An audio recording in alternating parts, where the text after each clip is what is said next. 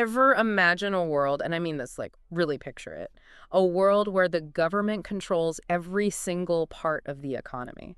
Every single part. Wow. Yeah. Okay. Not just, like, taxes. I'm talking what you buy, job you do, even, like, what you have for dinner. Okay, I see where you're going. Sounds like, I don't know, some crazy dystopian novel, right? Yeah, for sure.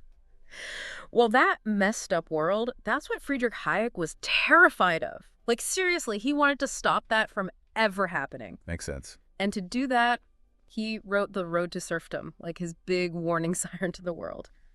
And the thing is, it's not like he just came up with this in some, like, calm intellectual vacuum. Like, this wasn't just theoretical for him. Exactly. This is 1944. World War II is raging. Totalitarian regimes, they're popping up left and right. Yeah, scary times. Hayek was seeing what happened when governments got too much power. Yeah, and it wasn't pretty. And he realized it could happen anywhere, anytime, Yeah. even in democracies, if we weren't really, really careful. It seems counterintuitive, though, right? Because, like, wartime, you think, okay, more government control, not less. At least that's, like, the usual playbook. Right, totally. But Hayek, he was playing the long game. Long game, okay. He'd seen firsthand how Nazi Germany, fascist Italy, their economies, their governments went hand in hand with crushing freedom. And for him, that wasn't some coincidence. Not at all. It was a package deal. They came together. So the big bad wolf, the thing Hayek was most afraid of, he called it centralized planning. Yeah, centralized planning. But, like, what does that actually look like, in real life? So it's basically any time the government steps in and makes economic choices that would usually be made by, like normal people, us, individuals and businesses, what gets made, how much things cost, even where you work. It's all decided by, like, this central authority, Yeah. And Hayek's argument, this whole approach, totally flawed, he said. Flawed how, though? Like, give me an example. It's easy to imagine the government, like, managing big picture stuff, but how does that trickle down to, like, my everyday life? Okay, so imagine, like, the government gets to decide what kind of music gets produced. Okay. Or what clothes will look best on you. I don't know about that. It sounds kind of impossible, right? Yeah, a little bit. But Hayek's whole point is that trying to manage a whole economy, it's just as crazy as that. So no fashion police from the government. No fashion police. He called this whole thing the knowledge problem. The knowledge Okay, unpack that a little more for me. I'm not sure I get it. So Hayek truly believed that governments, they can't know what millions of people need. Right. What they want, how their tastes are always changing. Yeah, it's a lot to keep track of. Even with good intentions, he said, central planners, they just can't gather enough information to make decisions as well as you or me. Making choices for ourselves, you mean? Exactly. Making choices in our own best interest. Think about it. Who knows what you want to buy better? Me, hopefully. Exactly. You or some government official with, like, a spreadsheet trying to track the entire country's spending habits. I like to think I've got better taste than a spreadsheet. Exactly. And now multiply that by every single thing you buy, every service, everything in the entire economy. Oh, man. Yeah, that's a lot. It's impossible. And Hayek argued that when you try to force central planning, even if it's in the name of, like, doing good, it always backfires. Like, how so? Think about it. Shortages of stuff, too much of other stuff. Nobody's inventing anything new because why bother? Right. It's all decided already. And then you get black markets popping up to try and fill the gaps. Oh, so basically chaos. Total chaos. Yeah. Hayek said when governments mess with supply and demand, with how things naturally work, they screw it up. They create more problems than they solve. A whole cascade of unintended consequences. Unintended. So wait, even if everyone's got good intentions, that's not enough. Just wanting things to be better isn't going to cut it. Unfortunately, according to Hayek, nope. He said that when governments have enough power to control the economy, even if they're trying to do good, it can mess up a free society. Okay, that makes sense. But if we can't do central planning, does that mean Hayek just wants the free market to run wild? What's Hayek's solution? Is he just all free markets for everything, no matter what? Not exactly, no. He saw the free market as, like, a self-regulating thing. Self-regulated? Yeah, like an ecosystem, almost. It wasn't perfect, Hayek knew that. But he thought it was the best way to make things prosperous. Okay. And, this is important, the best way to protect individual liberty.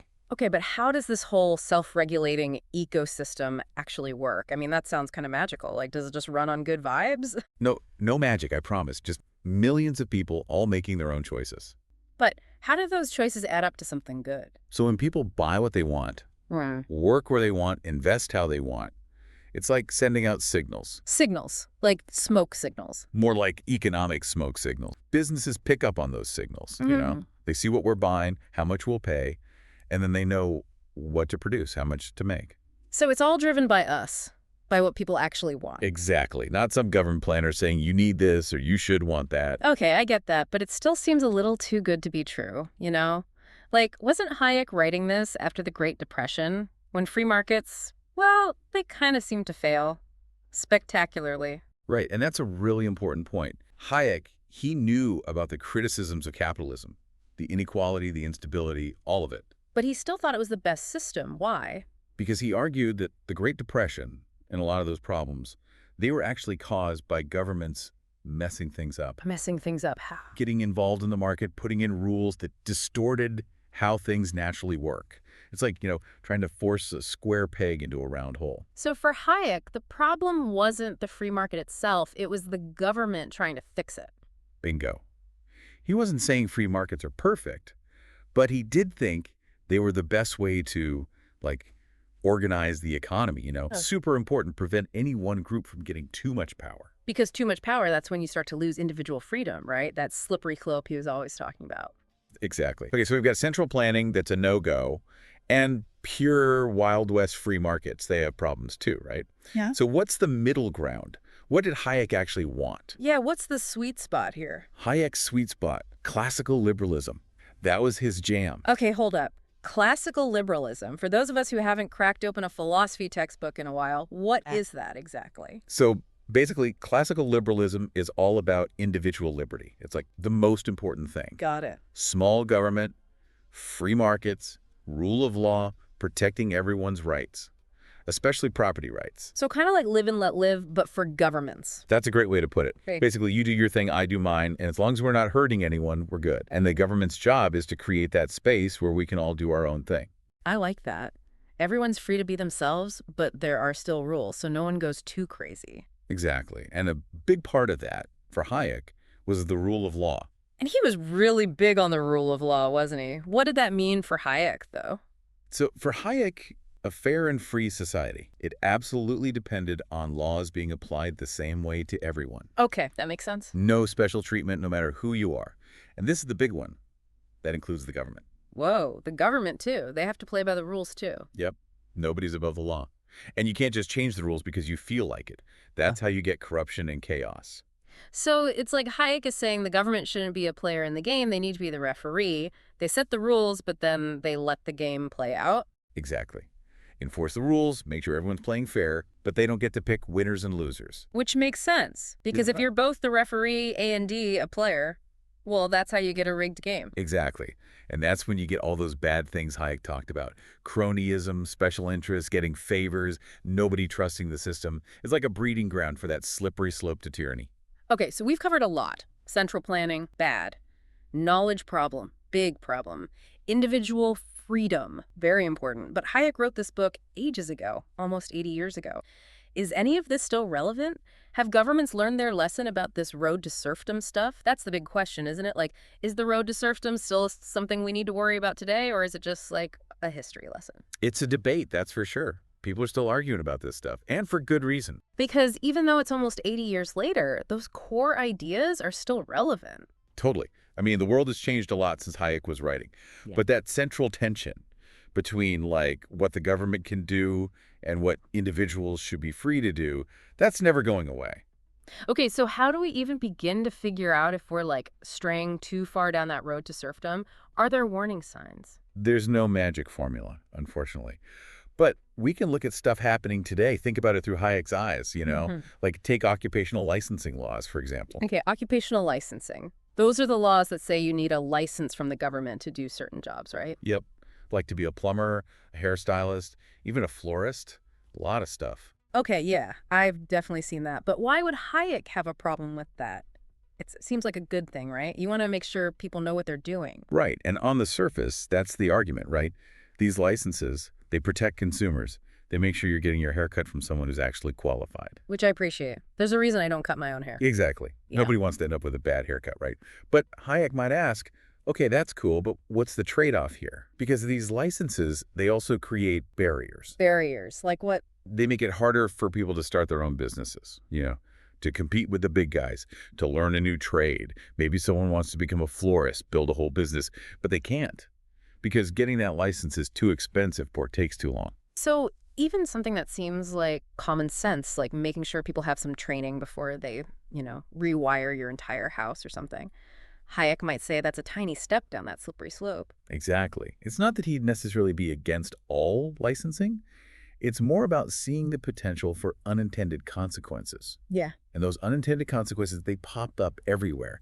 Zoning regulations, minimum wage laws, even some social welfare programs. So there are a lot of things that, sound good on paper, but Hayek would maybe have some reservations about. It's not even about being for or against those specific policies. It's more about asking the questions, thinking critically about the role of government. That's Hayek's biggest takeaway. Thinking critically. Yeah. Not just blindly accepting things because, the government's doing it, so it must be good. Right. Because intentions aren't always enough. Hayek reminds us that even with the best intentions, things can go sideways. Power can be a slippery thing. Okay, so we've got to be careful about giving the government too much power, even when they're trying to help. Got it. But Hayek wrote this book in the 1940s. Like, why should we care what some economist writing back then thought about this stuff? Did the road to serfdom actually change anything? Oh man, it made a huge impact. Huge. Like during the Cold War, this book was basically a rallying cry for anyone who was against Soviet-style communism. So it wasn't just some academic thing. People were actually reading this and changing their minds about stuff. So absolutely. And it went beyond that. Hayek's ideas, they influenced a whole bunch of other thinkers and economists, even politicians. Milton Friedman, he was a huge fan. Margaret Thatcher, the Prime Minister of the UK, she loved Hayek. So we're talking about major historical figures who were influenced by this book. That's kind of amazing. Totally. And whether you agree with Hayek or not, you can't deny that his ideas, they helped shape the world we're living in today, which is kind of wild to think about, right? It really is. It's like the power of ideas. They can stick around for decades and still have this huge ripple effect. Exactly. And that's what makes The Road to Serfdom so fascinating. It's not just a history book, it's still relevant today. It's a reminder that the balance between individual freedom and the power of the state, well, that's something we always have to be thinking about. It's an ongoing conversation, It's like we have to stay vigilant, question our assumptions, think about those unintended consequences before we go too far down a road we can't come back from. Perfectly said. So, as we wrap up our deep dive into the road to serfdom, here's something to chew on. If Hayek was right, if there's a real danger in giving too much power to the government, where do we draw that line? When does protecting people become something more controlling, even if it starts with good intentions? That's the question everyone has to answer for themselves. And it's exactly why Hayek's work is still so important today. It forces us to have those tough conversations. And on that note, we want to hear from you. Did the road to serfdom make you think differently about anything? Leave us a comment below. Let's keep this conversation going. And don't forget to subscribe to Deep Dive for more explorations of the big ideas that shape our world. We'll see you in the next episode.